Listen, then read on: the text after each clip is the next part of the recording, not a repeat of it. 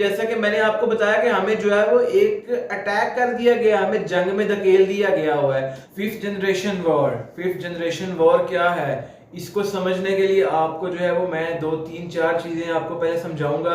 आपने मेरी ये वीडियो एंड तक लाजमी देखनी ताकि आपको जो है वो फिफ्थ जनरेशन के बारे में पता चले कि आजकल जो है हमारी सोसाइटी में हो क्या रहा है।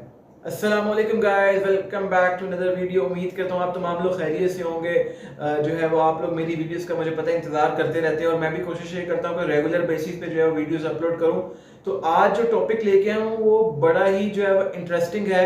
आप लोगों को बताना चाहूँगा कि आजकल जो है वो हमारे कंट्री और हमारी सोसाइटी में हो क्या रहा है।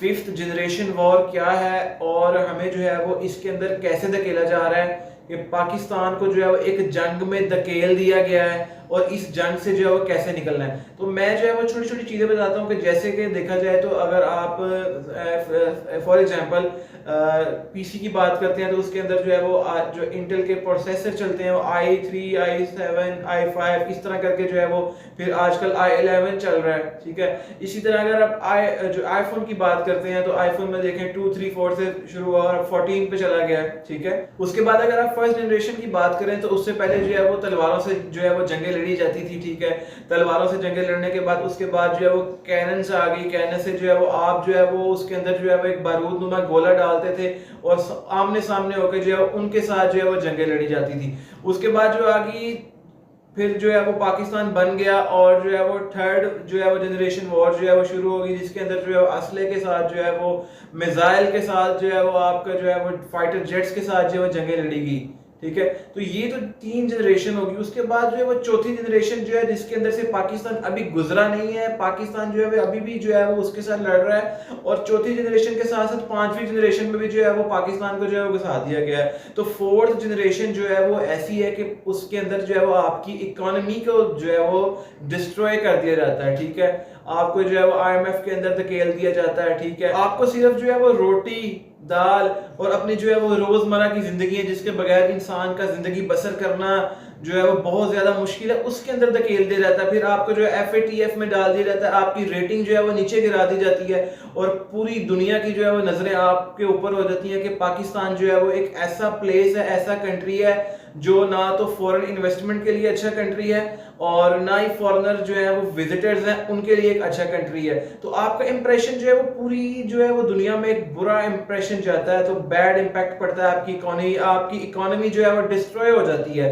जिससे, ठीक है, जिससे ना तो आपके मुल्क में फॉरेन इन्वेस्टमेंट आती है और ना ही इन्वेस्टर आता है क्योंकि वो डरता है पाकिस्तान को देख के। ठीक है, आपकी जो है वो अंदर उसके अंदर जो है वो दहशतगर्दी आ जाती है, आपके जो है वो जो ऐसी जो चीजें हैं जो आपके कंट्री की ग्रोथ करती हैं, जैसा कि आपका टेक्सटाइल इंडस्ट्री जो है वो सारी जो है वो आपकी चलेगी, टर्की चलेगी, बांग्लादेश चलेगी। ठीक है, आपका टेररिज्म ने आपकी कंट्री को तबाह करके रख दिया। आपके जो है वो आपकी जो काम करने की जगह थी, ऐसी मार्केट्स थी जहां से आपके जो है इकोनॉमी को हेल्प मिलती थी, वहां पे जो है वो धमाके होना शुरू हो गए, दहशतगर्दी होना शुरू हो गई, लोगों में खौफ व हरास फैल गया, लोगों ने बाहर जाना छोड़ दिया, तो जिसकी वजह से जो है वो आपकी जो है इकोनॉमी पे मनफी असरात आना शुरू हो गए। तो ये थी फोर्थ जनरेशन वॉर। ठीक है, फोर्थ जनरेशन वॉर के अंदर से अभी जो है वो हम निकले नहीं है, लेकिन हमने अपनी दहशतगर्दी को जो है वो खत्म कर लिया, लेकिन अभी भी फोर्थ जनरेशन वार चल रही है। अल्हम्दुलिल्लाह हमने इस पे काबू पा लिया है। आप फोर्थ जनरेशन की वार के साथ साथ देखें आप फिफ्थ जनरेशन वार में घुस गए हैं, आपको आपस में लड़ाया जा रहा है, आप एक दूसरे के साथ लड़ रहे हैं। आपका जो सिविलियन है वो अपनी फौज के साथ लड़ रहा है, अपनी एजेंसीज के साथ लड़ रहा है। तो ये एक फिफ्थ जनरेशन वार है जिसके अंदर आपको धकेल दिया गया है। दुनिया जो है वो IT में तरक्की कर रही है, ऊपर जा रही है। आप अपने नेबर्स को देख लें, आप इंडिया को देख लें, IT में कितनी तरक्की की है, स्पोर्ट्स में कितनी ज्यादा तरक्की की है। ठीक है, गाड़ियां वो खुद जो है वो प्रोडक्शन पूरी कर रहे हैं। ठीक है, आप बांग्लादेश को देख लें, बांग्लादेश की एक्सपोर्ट कितनी ज्यादा हो गई है और पाकिस्तान जो है वो IMF के जो है वो उसके अंदर ही जो है अभी गर्दिश कर रहा है। ठीक है, और उसके बाद जो है फिफ्थ जनरेशन वार के सिविलियंस जो है अपनी गवर्नमेंट जो है और जो आपके इदारे हैं, अफवाज पाकिस्तान है, एक दूसरे के साथ लड़ रहे हैं। तो ये जो है फिफ्थ जनरेशन वॉर कहलाती है जिससे हमें निकलना पड़ेगा, हमें कोशिश करना पड़ेगी। आप ये देखें कि जब टिकटॉक लॉन्च हुआ तो अमेरिका ने जो है उसको फौरन अपने मुल्क में बैन कर दिया। टिकटॉक को इसलिए बैन किया कि फेसबुक उनका, व्हाट्सएप उनका, इंस्टाग्राम उनका, ठीक है, उन्होंने इसीलिए बंद किया कि भाई हमारे से ऊपर टेक्नोलॉजी में कोई नहीं जा सकता।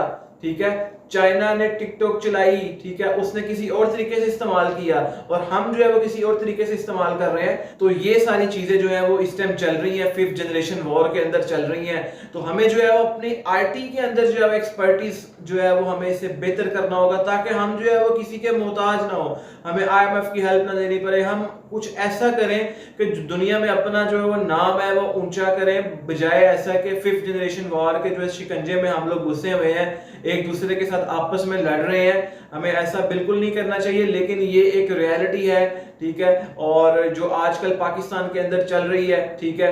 और जितनी देर तक हम इसके अंदर से नहीं निकलेंगे, जैसा कि मैंने आपको बताया कि हमें जो है वो एक अटैक कर दिया गया, हमें जंग में धकेल दिया गया हुआ है, तो हमें इस जंग से निकलना होगा।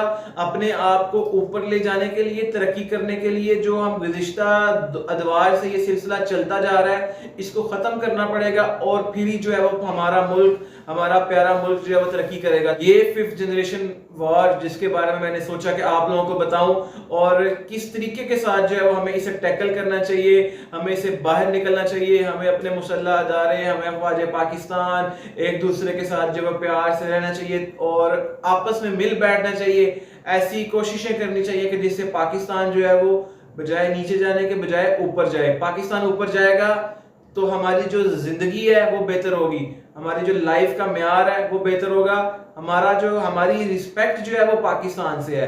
तो पाकिस्तान का ग्राफ नीचे नहीं जाना चाहिए, पाकिस्तान का ग्राफ ऊपर जाना चाहिए। तो उम्मीद करता हूँ आप लोगों को ये मेरी जो है इंफॉर्मेटिव वीडियो जो है वो बड़ी पसंद आई होगी। तो अगर अभी तक आप लोगों ने मलिक अहमद व्लॉग्स को सब्सक्राइब नहीं किया तो कर लें और मलिक अहमद को दीजिए इजाजत। इंशाल्लाह मिलते हैं नेक्स्ट वीडियो के साथ। अल्लाह हाफिज।